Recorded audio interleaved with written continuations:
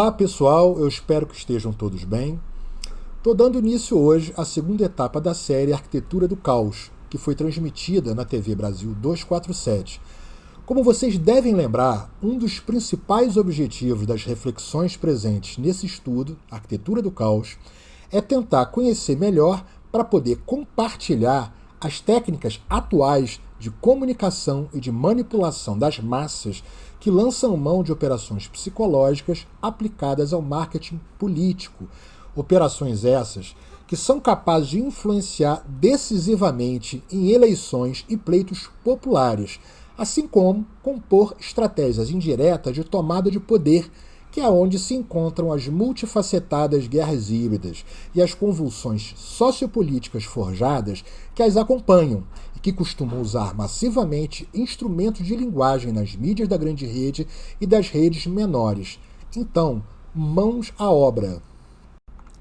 Com esse vídeo inaugural, a gente dá continuidade às reflexões sobre teorias e práticas de comunicação e psicologia de massa que vêm sendo usadas em estratégias para tomada de poder com ações indiretas, como, por exemplo, operações de influência, psicológicas, lawfare, guerra de informações e impulsionamento de grupos e enxames digitais em rede, visando a detonação e a manipulação de conflitos sociopolíticos alinhados com as características, o caldo cultural das demografias-alvo. Na série Guerras Híbridas, Arquitetura do Caos, a parte 1, nós usamos um método de análise genealógica na linha do tempo para entender como é que as técnicas de psicologia e de comunicação de massa desenvolvidas pelo Eduardo Bernays, sobrinho do Freud e do Jacob Bernays, são fundamentais para compreender a dinâmica desses fenômenos chamados de Revolução Colorida, que eu e outros acreditamos que aconteceu aqui, junho de 2013, no Brasil, e que são manifestações aparentemente espontâneas, com pautas dispersas, variadas, que têm o propósito de abalar um governo para derrubá-lo, forjar a troca de regime por procuração, para usar aqui as palavras do Andreu Coríbico. Nesse vídeo de hoje, eu vou reproduzir trechos de uma conferência da jornalista Carol Cadwalladr, que será seguida das falas de ex-funcionários da agência de marketing político Cambridge Analytica, entre eles o analista de dados Christopher Willey. A conferência de Carol se deu em 2019 e nela a jornalista não só responsabilizou nominalmente poderosas agências de marketing político, bilionários das Big Techs e barões do Vale do Silício por manipularem e interferirem em plebiscitos e eleições no Reino Unido, nos Estados Unidos em 2016 e no Brasil em 2018, como também destacou a disseminação do ódio e do medo que vem há tempo sendo alimentado em diversas plataformas da grande rede. Não só para derrubar democracias, mas também para alavancar fenômenos de ascensão do autoritarismo de extrema-direita em diversas partes do mundo. Vamos dar uma olhada então nessa matéria com a fala de Carol. Por uma questão de direitos autorais, a empresa TED não permite o uso de qualquer trecho do vídeo da conferência dada pela jornalista investigativa Carol Cadwalladr, intitulada O Papel do Facebook no Brexit e a Ameaça à Democracia. Entretanto, eu localizei uma matéria excelente no jornal Brasil de Fato sobre essa conferência dada em abril de 2019, sendo que, com muita pertinência, o jornal Brasil de Fato alinhou a fala da jornalista Carol com o fenômeno das guerras híbridas em sua matéria.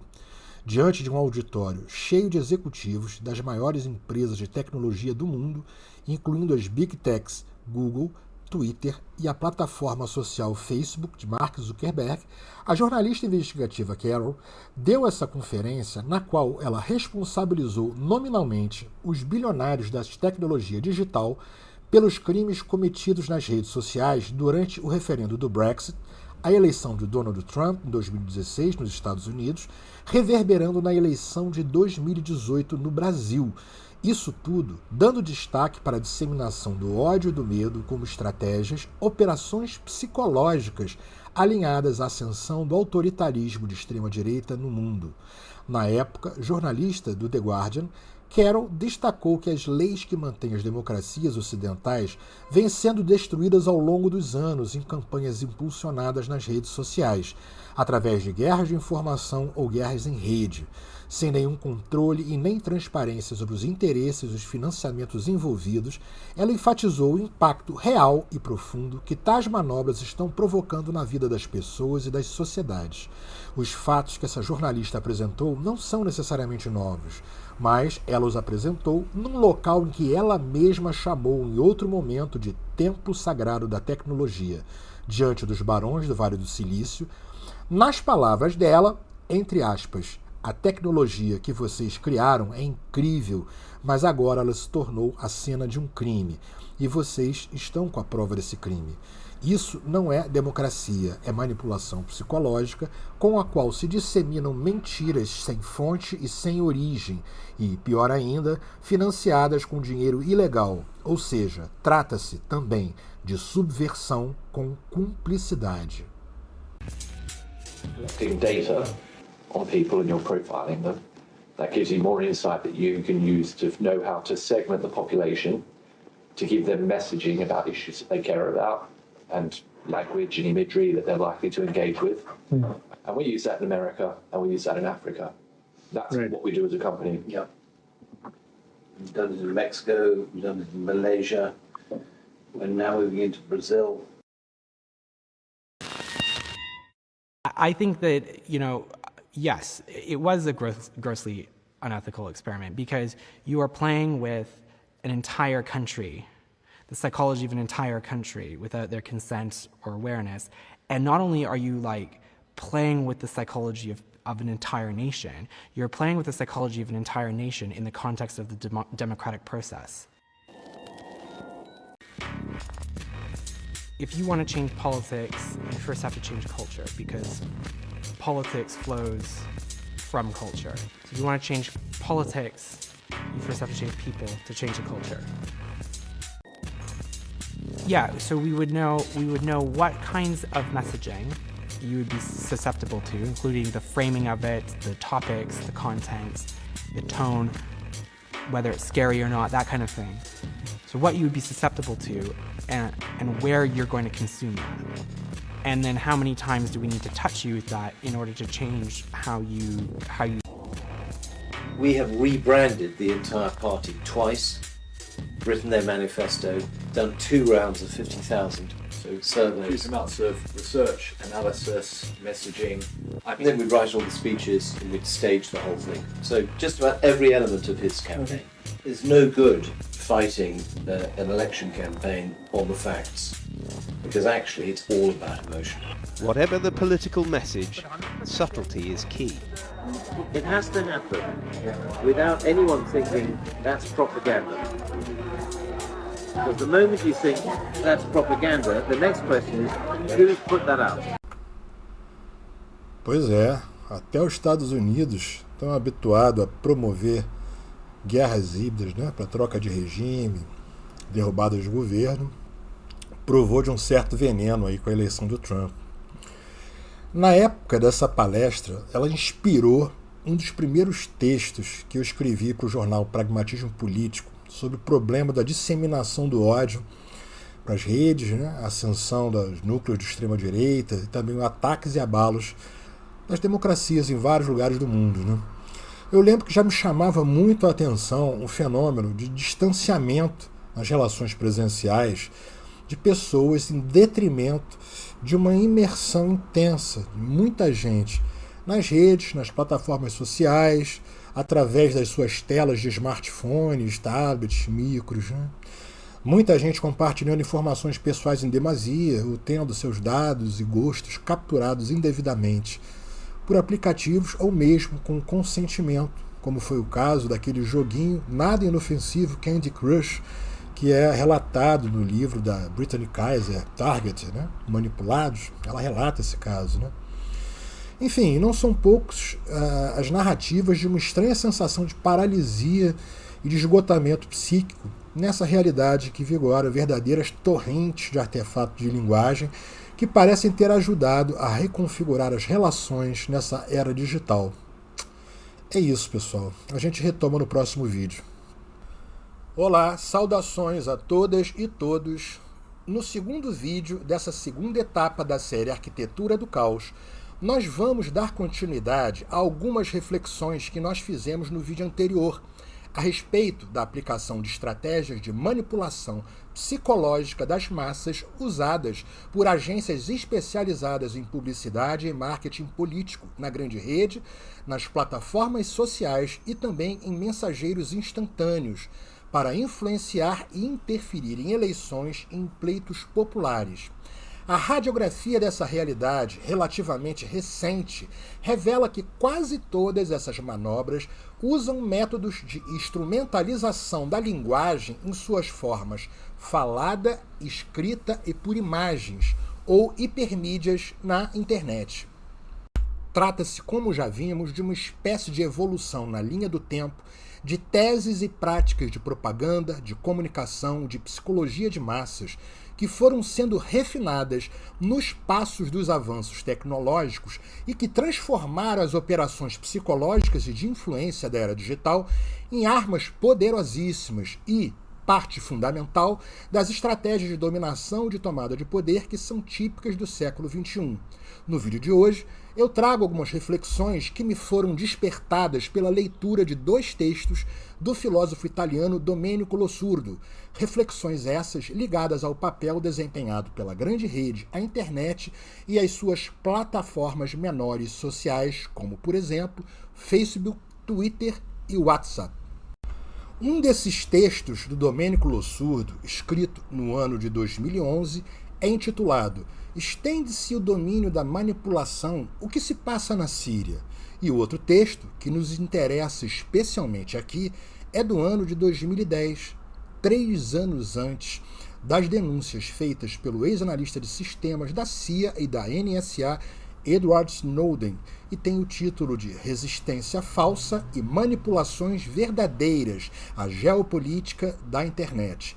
Eu vou colocar o link de acesso online desses 2 textos aqui no Mostre Mais do portal Fio do Tempo, para quem se interessar poder ter acesso aos textos. Pois bem, pessoal, antes de apresentar uma provocação que é feita nesses textos, eu vou destacar uma questão apontada pelo Domenico Losurdo no texto Resistência Falsa e Manipulações Verdadeiras à Geopolítica da Internet, que é o papel da grande rede e dos seus dutos na aplicação das operações psicológicas em larga escala, visando a derrubada de governos e mudanças de regime, tal como ofensivas neocoloniais alavancadas por guerras de informação, guerras em rede e o uso sem moderação nenhuma de artefatos semióticos, de bombas semióticas nas diversas mídias. Nesse texto e no Estende-se o domínio da manipulação, de 2011, Losurdo aponta brevemente diferentes episódios ocorridos na Revolução de Veludo, na antiga Tchecoslováquia, na Síria de Bashar al-Assad, na Romênia de Nicolae Ceausescu e no Irã de Mahmoud Ahmadinejad. Episódios esses que tiveram em comum o fato de terem contado com intensa manipulação midiática por imagens, notícias e fotomontagens, com o objetivo de desacreditar e atingir também, via manipulação da opinião pública, os governos dessas demografias-alvo. Afinal, como disse o comediante estadunidense Jon Stewart, para que enviar exércitos? Se abater governos inimigos pela internet é tão fácil quanto comprar um par de sapatos. Um fato importante e bastante curioso que é relatado pelo Domenico Losurdo se encontra na gênese das experimentações de operações psicológicas desenvolvidas pela agência CIA no início da Guerra Fria, quando o objetivo era atingir o campo socialista. Apenas lembrando que nessa exata época, um golpe forjado com campanhas de mídia e desinformação orquestradas por Edward Bernays, assim como ataques pontuais de milícias de terror, derrubou o governo de Arbenz na Guatemala, que a propaganda de Bernays fixou no imaginário popular como uma espécie de paranoia da ameaça comunista. Vamos dar uma olhada nesse evento relatado pelo Lossurdo no próprio texto dele.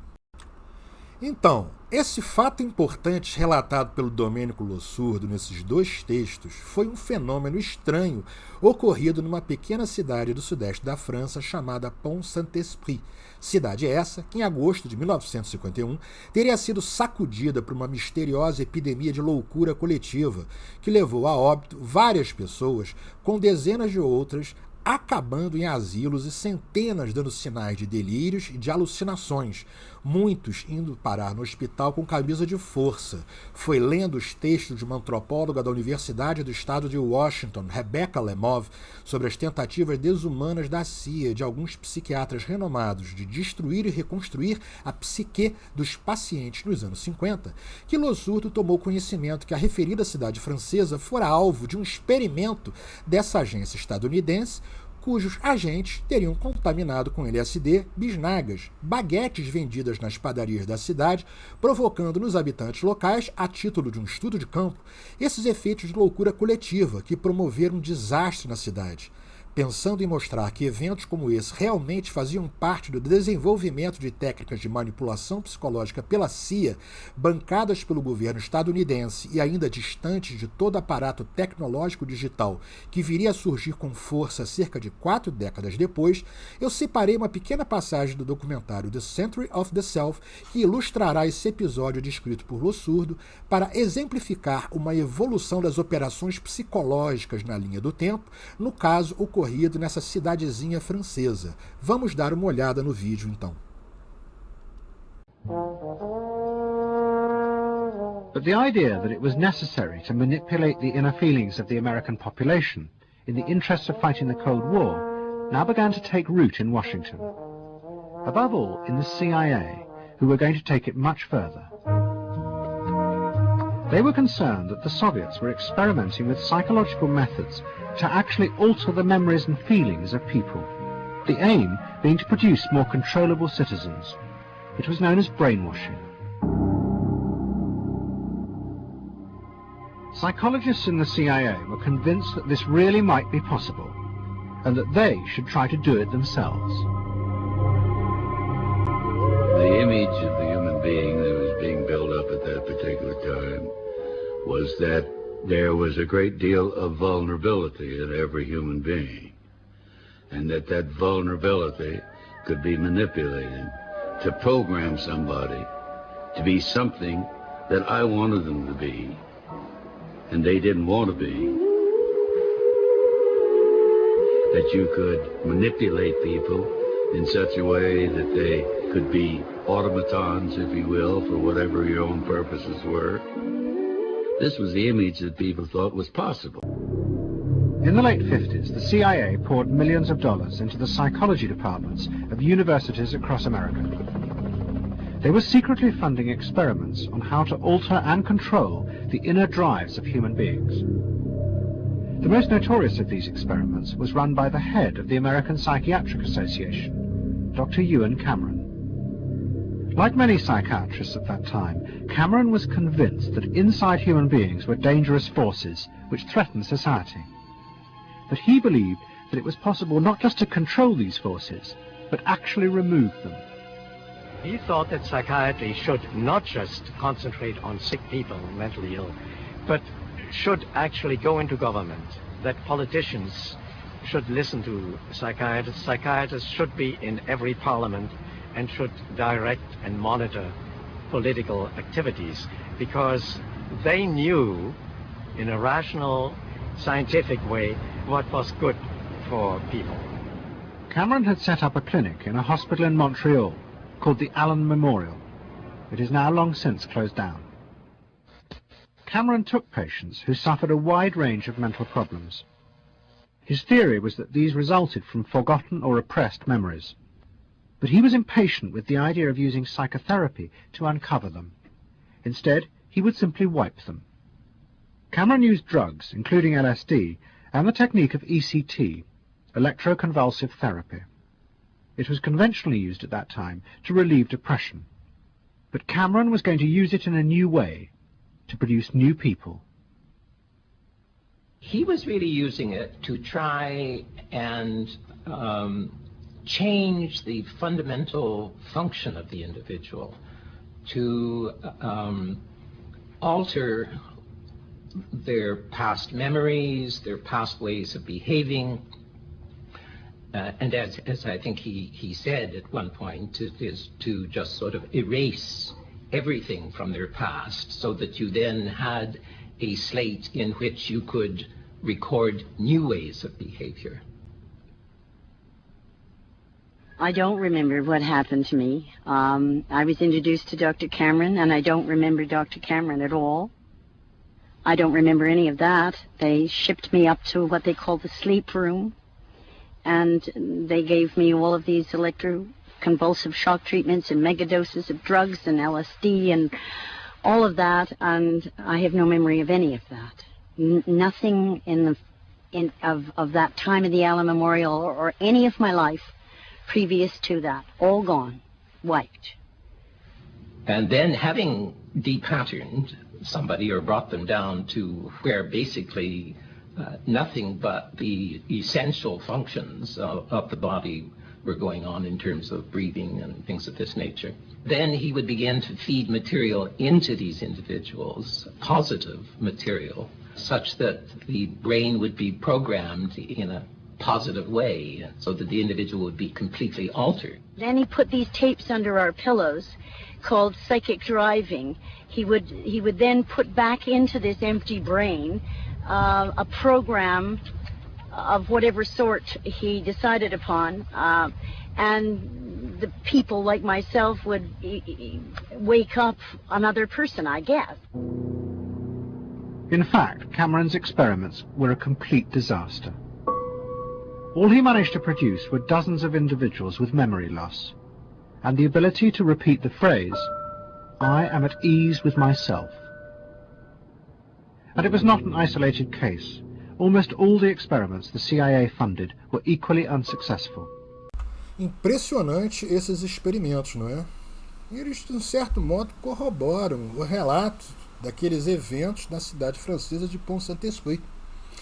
Bom, vamos então à provocação que eu havia dito que o Domênico Lossurdo faz nesses dois textos dele, que são, de certo modo, complementares. Provocação, reflexão essa, que se resume numa pergunta, abre aspas, afinal, é possível incitar ou convulsionar as massas humanas por outros meios além dos meios farmacológicos? Essa é a questão.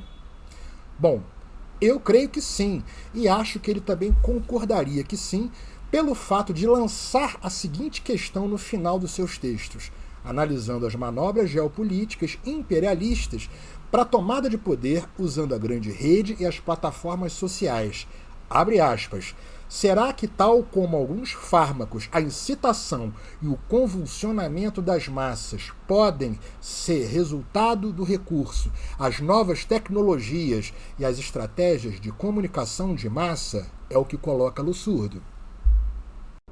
Bem, pessoal, a ideia de que a linguagem falada, escrita ou por imagens tem a potência para agir na psique humana, tal como certos fármacos fazem quando atuam nos corpos, está presente numa analogia feita pelo filósofo siciliano Gorgias há muito tempo atrás.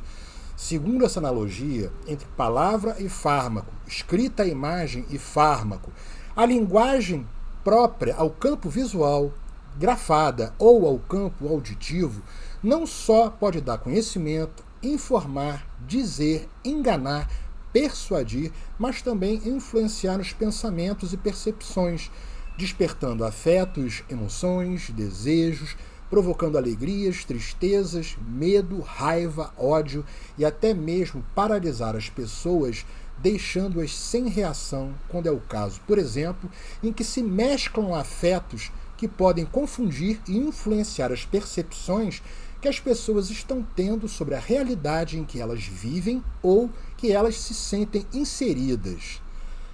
É isso, pessoal. O vídeo de hoje foi um pouco mais longo, o que foi necessário também para que nós iremos ainda refletir e pensar juntos no próximo vídeo.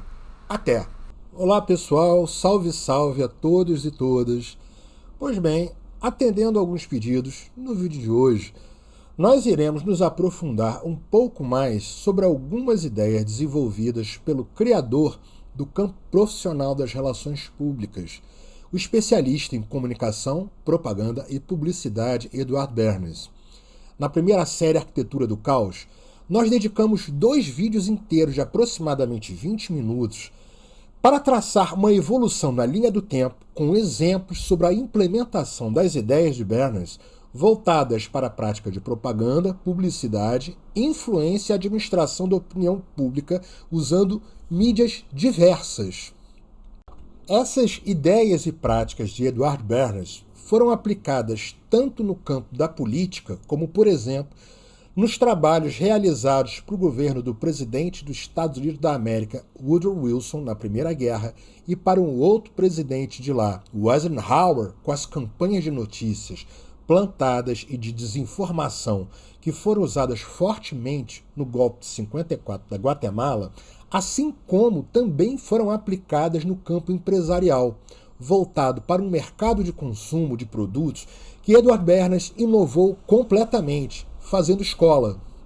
Esse sujeito se aprofundou no estudo das psicologias dos grandes grupos, das multidões, das massas, absorvendo e incorporando ideias de Gustave Le Bon, Wilfred Trotter, Walter Lippmann e do seu tio Sigmund Freud. Visando tornar as suas estratégias de propaganda e publicidade extremamente eficazes, tal como fez, Bernays também usou e adaptou a noção de aproximação ou de abordagem indireta desenvolvida pelo militar historiador inglês Liddell Hart, para conseguir fazer com que as suas inovadoras campanhas de informação e publicidade não fossem percebidas pelo grande público-alvo como simples propaganda, ou seja, para que as pessoas não se sentissem manipuladas ou influenciadas por elementos exteriores às suas próprias ideias. No vídeo 1 dessa segunda série, Arquitetura do Caos, nós observamos um membro da agência Cambridge Analytica dizendo exatamente isso, sobre a importância de que os alvos das mensagens e propagandas não percebam que estão sendo atingidos enquanto potenciais consumidores de ideias estrategicamente direcionadas, mescladas com imagens, fotomontagens, áudios e até mesmo com argumentos de autoridade embutidas. Esse foi o caso do uso do prestígio médico naquela propaganda de bacon que Bernays fez para BeechNut, incutindo a ideia de que uma refeição matinal com ovos e bacon era algo saudável, necessário para todos.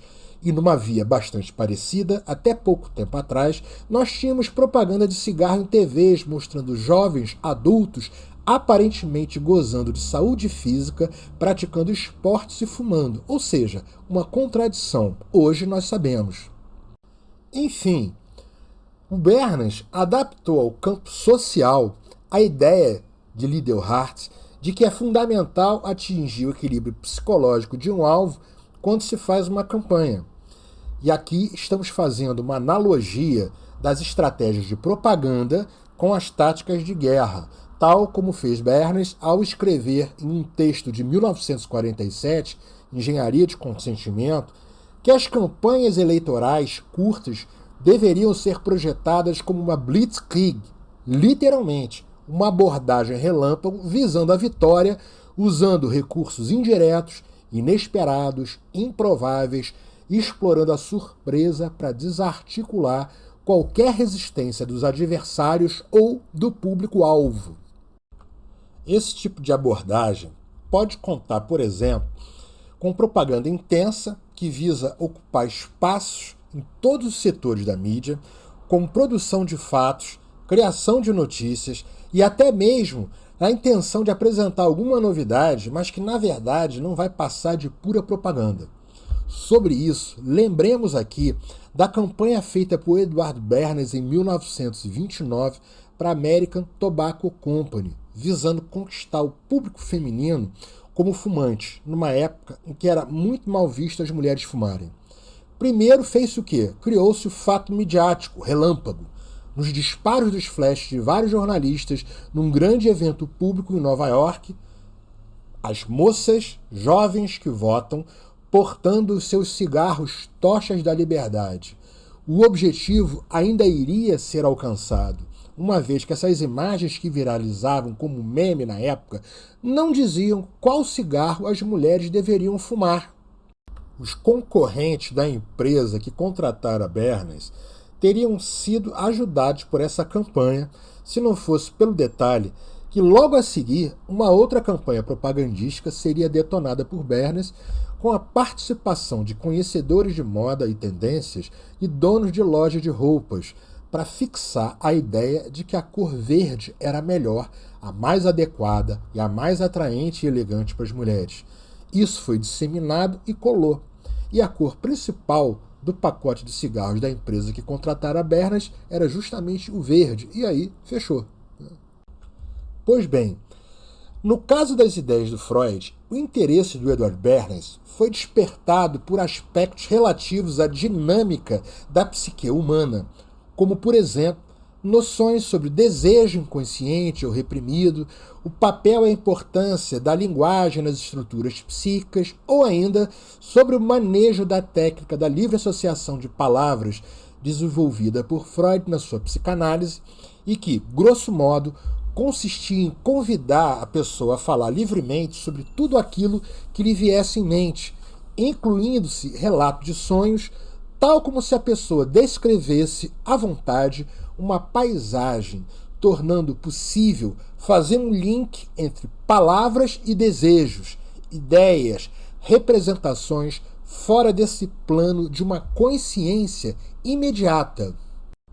Adaptada por Edward Bernays ao campo da publicidade para consumo, essa técnica foi usada por ele e sua equipe em pesquisas de engenharia social. Ele chamou assim, pesquisas individuais e em grupo, que embasaram o conceito de fabricação de consenso ou engenharia de consentimento.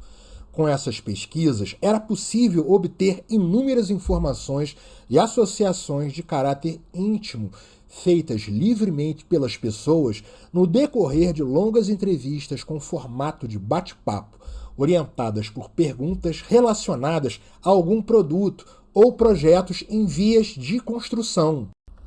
Vocês lembram no Arquitetura do Caos 1 o exemplo da propaganda de massa para fazer bolo instantâneo, que passou a ser um sucesso de vendas pelo simples fato de se acrescentar um ovo à sua preparação? Essa sacada de Bernays, aplicada por um cara chamado Ernest Ditcher, se deveu muito ao material obtido nessas conversas do tipo pesquisas realizadas com grupos pré-selecionados, momentos esses em que se detectavam desejos, sugestões, aversões e medos relatados por essa espécie de amostra de público-alvo. Essa foi uma das inovações de Bernays nas estratégias de relações públicas, um nome alternativo que ele mesmo deu para a propaganda, que, segundo ele diz, estava sendo usada de uma maneira negativa pelos alemães já antes da Segunda Guerra. Vamos dar uma olhadinha em uma sequência em vídeo onde há o próprio Bernays falando a respeito disso. Then, to my surprise, they asked me to go over with Woodrow Wilson to the peace conference.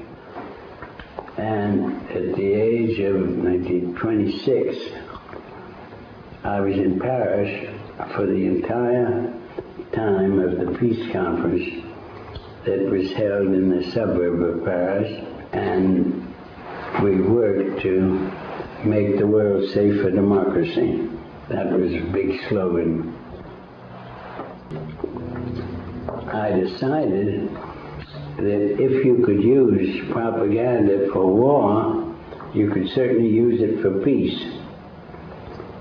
And propaganda got to be a bad word because of the Germans using it.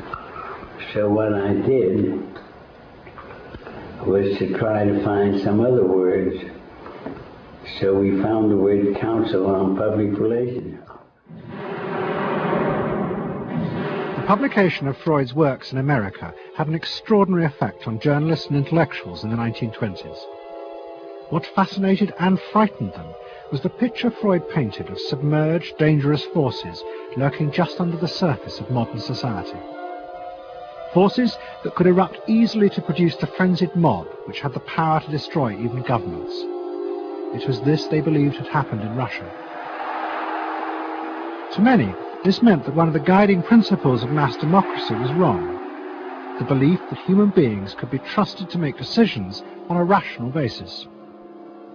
The leading political writer, Walter Lippmann, argued that if human beings were in reality driven by unconscious, irrational forces, then it was necessary to rethink democracy. What was needed was a new elite who could manage what he called the bewildered herd. This would be done through psychological techniques that would control the unconscious feelings of the masses.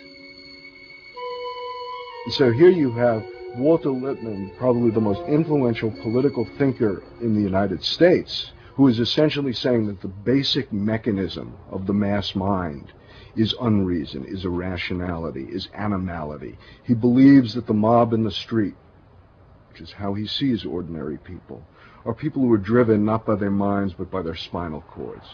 The notion of kind of animal drives, unconscious instinctual drives lurking beneath the surface of civilization. And so they started looking towards psychological science as a way of understanding the mechanisms by which the popular mind works, specifically with the goal of figuring out how to understand how to apply those mechanisms to strategies for social control. Edward Bernays was fascinated by Lippmann's arguments, and also saw a way to promote himself by using them. In the 1920s, he began to write a series of books which argued that he had developed the very techniques Lippmann was calling for. By stimulating people's inner desires and then sating them with consumer products, he was creating a new way to manage the irrational force of the masses. He called it the engineering of consent. Democracy, to my father, was a wonderful concept, but I don't think he felt that all those publics out there had reliable judgment, and that they very easily might vote for the wrong man or want the wrong thing, so that they had to be guided from above. It's enlightened despotism in a sense. You appeal to their desires and their unrecognized longings, that sort of thing. That you can tap into their deepest desires or their deepest fears and use that to your own purposes. Both Bernays and Lippmann's concept of managing the masses takes the idea of democracy and it turns it into a palliative. It turns it into giving people some kind of feel-good medication that will respond to an immediate pain or an immediate yearning, but will not alter the objective circumstances one iota. I mean, democracy really, the idea of democracy at its heart was about changing the relations of power that had governed the world for so long. And Bernays' concept of democracy was one of maintaining the relations of power, even if it meant that one needed to sort of stimulate the psychological lives of the public. And in fact, in his mind, that was what was necessary. That if you can keep stimulating the irrational self, then leadership can basically go on doing what it wants to do. Pois bem, pessoal, eu acho que para finalizar, ainda cabe dizer que na linha do tempo, o Eduardo Bernas viveu e experimentou a própria evolução das tecnologias de mídias aplicadas à comunicação de massa. Vejam bem, o cinejornalismo, bastante usado na Primeira Guerra, onde ele trabalhou junto do presidente Woodrow Wilson, a radiofonia, a voz propagada para milhares, sendo meio de expressão máxima da propaganda nazista genocida na Segunda Guerra, o advento das TVs, usadas na produção de tensões ao longo da Guerra Fria, na divulgação de ideologias políticas e, logo a seguir, o curso da evolução da cibernética, a computação, culminando na construção da superfície da grande rede pública de conexões entre o final da década de 80 e meados da década de 90. Tendo feito escola a partir da década de 20 do século passado até bem próximo do seu falecimento em 1995, às portas do século XXI, Bernays inovou na teorização e na aplicação das estratégias de propaganda de uma maneira muito próxima com o que se entende hoje em dia, de um modo geral, como operações psicológicas, visando a manipulação de medos e desejos, assim como a administração de percepções individuais e de grupos, usando informações e desinformações, no contexto das minuciosas pesquisas de perfil psíquico dos públicos-alvo, feitas hoje em dia com a preciosa ajuda dos Big Data. E pessoal, apenas para lembrar, no texto do Andreu Coríbico sobre guerras híbridas, assim como de outros pesquisadores desse mesmo tema, o teórico militar Richard Safransky, atuante até meados da década de 90, é apontado como um dos que adaptou as ideias de Edward Bernays às suas perspectivas de guerra neocortical, aplicável nas guerras em rede e na internet, e que tem como base a comunicação e a disseminação de mensagens, de notícias, criação e manipulação de fatos e artefatos de linguagem semióticos em mídias diversas. Esse é o contexto de analogia entre a psique humana e os sistemas operacionais, entre a linguagem, em suas várias modalidades, incluindo-se as imagens, e os vírus que se disseminam velozmente por diversos canais ou dutos da grande rede.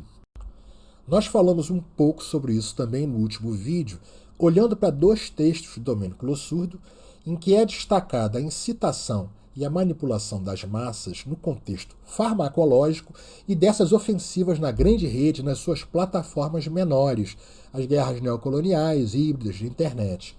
Para além dos fármacos comuns, comercializados ou achados na própria natureza, a linguagem nas modalidades falada, tipo os áudios que explicam sem que se precise ler, ou na modalidade escrita, que pode ser recortada, ou por imagens, seja ela simples ou plural, como fotosmontagens, são todas capazes, mescladas ou não, de incitar, convulsionar ou mesmo paralisar, entorpecer ou deixar sem reação grandes grupos de pessoas.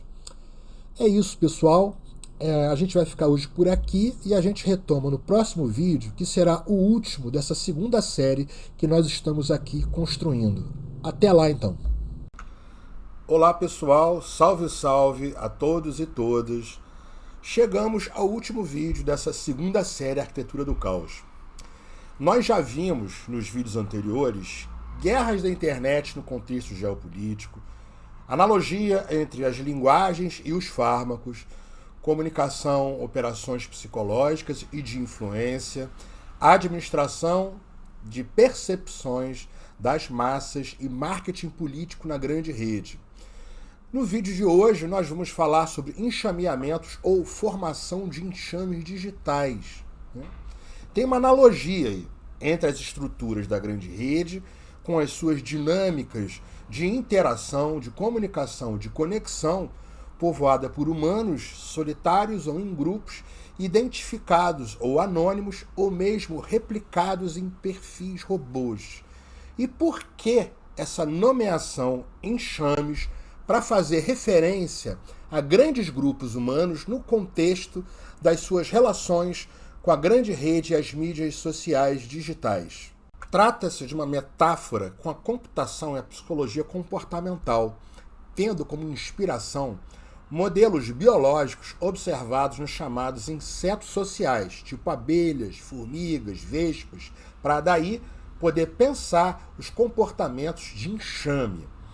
O uso mais antigo que eu encontrei da expressão enxameamento, significando redes de enxame, foi nos textos de um cara chamado Kevin Kelly, editor da revista Wired, e que é um cyberativista que milita em causas de preservação da natureza, ecológicas, além de ser um estudioso da cybercultura. Parte do seu estudo gira em torno de compreender as tecnologias computacionais como um organismo vivo. Em 1994, ele escreveu o livro Out of Control, The Rise of Neo-Biological Civilization, traduzindo, Fora de Controle, a ascensão da civilização neobiológica. E, resumidamente, Ele aponta nesse livro que os chips de silício para computador e as fibras ópticas, que são avanços tecnológicos característicos da era digital, foram inovações que constituíram um poder específico, que é o da propagação em rede. A rede difundida, que é capaz de viabilizar com a estrutura da linguagem falada, escrita e por imagens, transmissões em altíssima velocidade e com alcance total em termos de mundo, observando que na natureza a enxameação é o processo no qual uma única colônia de abelhas, um núcleo, um grupo, se divide em 2, 3 ou mais colônias distintas. Esse Kevin Kelly teve a sacada da metáfora biológica envolvendo vida e geração, reprodução e multiplicação de grupos, ou seja, a grande rede com seus sítios, plataformas e dutos, podendo estabelecer conexões e agrupar rapidamente através de uma diversidade de dispositivos. Sob essa perspectiva, assim como a grande rede se dissemina pelo planeta, um enxame humano inquieto estende-se pela superfície da Terra e nós estamos cobrindo-a tal como uma sociedade em rede. A ideia de enxameamento digital ou agrupamento em enxames digitais é estudada por vários pesquisadores, como Byung-Chul Han, John Arquila, o David Hornfeld, Manoj Maharaj, Brett Van Erck, Manuel Castells, entre outros e outras. Essa noção ela foi emprestada pelo cientista político Andreu Coríbico para ele poder pensar alguns modos de ataque em rede, realizado em certas etapas das chamadas guerras híbridas, ou mesmo nas guerras em rede. No caso dos conflitos híbridos, principalmente na etapa de fabricação de convulsionamento psicossocial ou sociopolítico, as chamadas revoluções coloridas, usando intensamente a comunicação veloz em massa nas plataformas em redes sociais, articuladas em grupos-chave operativos.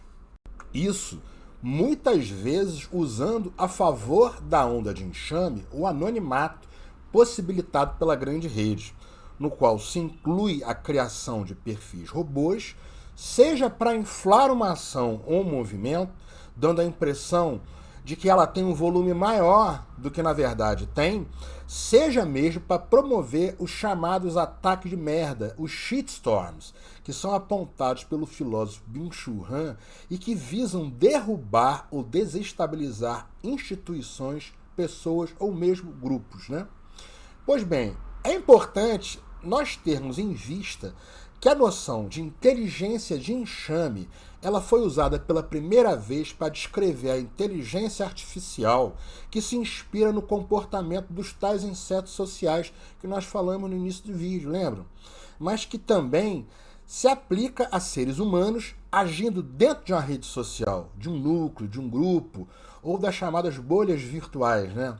Eu diria também nessas que se formam nos mensageiros instantâneos, tipo WhatsApp, e que agora o Telegram parece viver uma forte onda de migração. As redes de enxame devem ser capazes de se aglutinar rapidamente, fazendo o máximo para não serem percebidas em suas formações, tendo em vista algum alvo ou objetivo.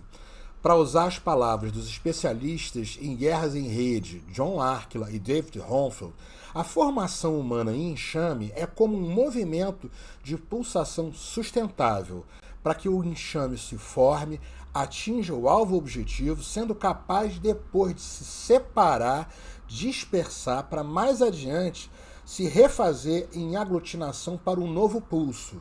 Esses dois estudiosos, Arquila e Hornfeld, eles mostram que o movimento humano em forma de enxame já existe há muito tempo, fora do campo da atual virtualidade da grande rede. E apenas como um dos exemplos, eles nos lembram de um acontecimento da antiguidade que teria sido o uso do enxameamento pelos gregos para derrotar os persas na Baía de Salamina, a famosa Batalha de Salamina.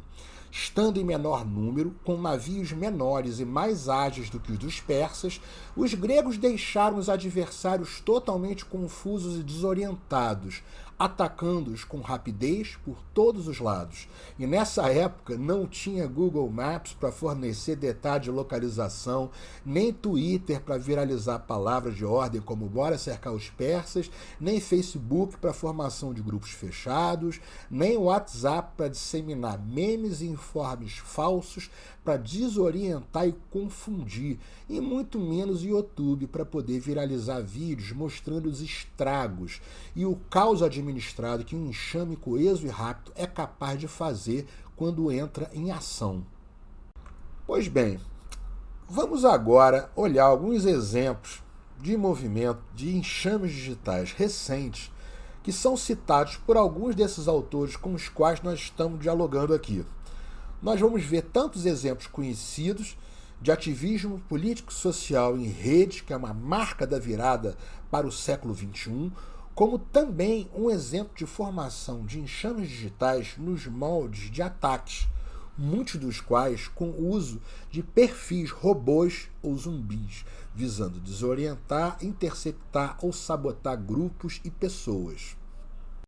O primeiro caso que eu selecionei para poder ser pensado como fenômeno de enxameamento digital foi apontado por John Arquila, por David Honfeld e Manuel Castells como um exemplo de ação política com uso intenso da grande rede.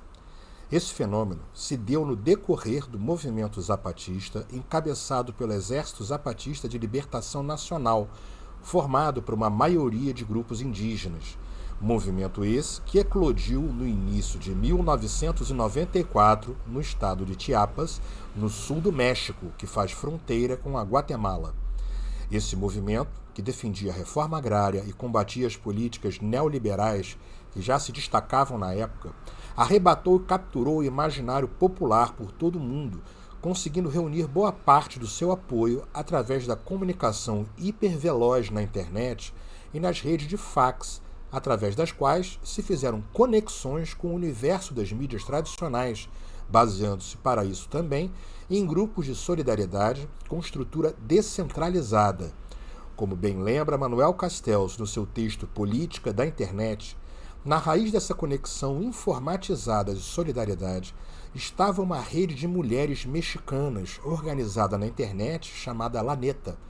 Rede essa que foi apoiada pela ONG Instituto de Comunicação Global de São Francisco e que foi a articuladora de uma das primeiras redes de computadores em todo o mundo a disseminar e impulsionar ações de defesa do meio ambiente, promoção da não violência, entre outras várias pautas sociopolíticas orientadas para a dissolução das desigualdades em nome da instituição da liberdade. O segundo acontecimento que eu selecionei, que é também referido por ter se constituído com o uso de formações humanas de enxameamento digital, encontra-se no seio do movimento conhecido como Batalha de Seattle, que ocorreu no final do ano de 1999, tendo como principal alvo a Organização Mundial do Comércio, cuja cúpula marcara para ser realizada na cidade de Seattle o último encontro do milênio, entre 30 de novembro e 3 de dezembro de 1999. Em pauta, resumidamente, estavam questões da agenda de globalização neoliberal do chamado livre mercado. Na véspera do primeiro dia do encontro da OMC, as ruas de Seattle já começavam a receber grupos de manifestantes, e no dia 30, dia da abertura do encontro, milhares desses já ocupavam cruzamentos e ruas que levavam ao centro da cidade, onde ocorreria o encontro da OMC. Os manifestantes vinham de todos os lados, inclusive de países vizinhos, e pautas diversas do impedimento do encontro de caráter neoliberal foram defendidas por estudantes, por ecopacifistas, pelo movimento operário estadunidense, por grupo de mulheres, além de pessoas em situação socioeconômica precária e ativistas diversos. Esses grupos adotaram estratégias diferentes, com alguns ativistas se amarrando uns aos outros para formar correntes humanas difíceis de serem desfeitas. A ONG Human Society usou fantasias de tartarugas para se manifestar contra grandes empresas multinacionais praticantes de pesca predatória. Os ativistas da Direct Action Network proporcionaram treinamento e técnicas de organização para muitos desses manifestantes, e esse movimento foi estruturado numa intensa troca de informação e discussão política na internet, visando bloquear o encontro da OMC, considerado então como um evento impositivo de globalização sem representação. O terceiro e último acontecimento ligado ao fenômeno de enxameamento humano digital não consta em nenhum texto de nenhum dos autores mencionados aqui anteriormente. Eu o escolhi pelo fato de se tratar de um acontecimento muitíssimo recente, ocorrido no Brasil e que repercutiu com bastante força em todo o mundo. Lembro aqui que o fenômeno de enxameamento humano digital não é exatamente sinônimo de ato ou de manifestação política de massa, de rua, pois as manifestações em si mesmas são como que o encontro, a expressão física da potência da atuação política das pessoas em defesa de pautas, de ideias, de direitos, enquanto que o movimento de enxameamento ou formação de enxames digitais sugere mais uma espécie de dinâmica que é recente e que envolve os canais de comunicação veloz proporcionados pelas tecnologias digitais, com suas mídias e plataformas sociais.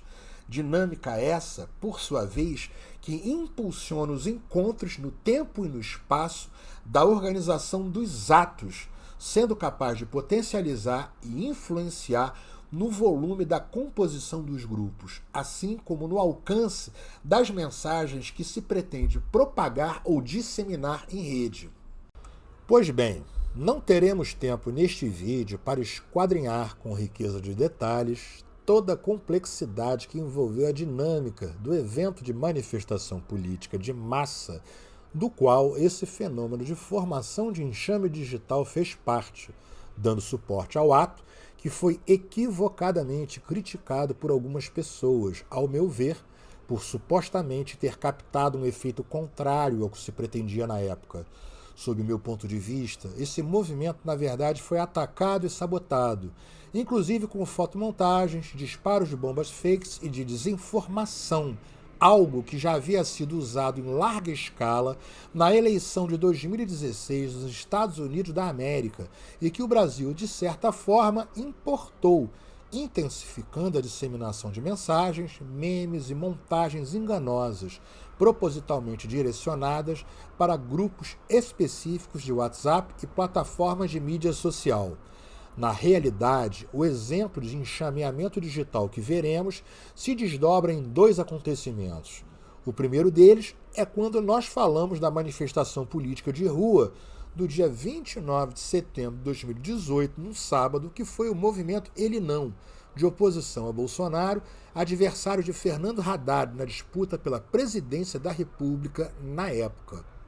A organização desse movimento Ele Não nasceu da mobilização e da união das mulheres nas redes e, em especial, de um grupo formado na plataforma Facebook em 29 de agosto de 2018, grupo esse chamado Mulheres Unidas contra Bolsonaro, que em questão de poucos dias agregou mais de 2 milhões de membros participantes.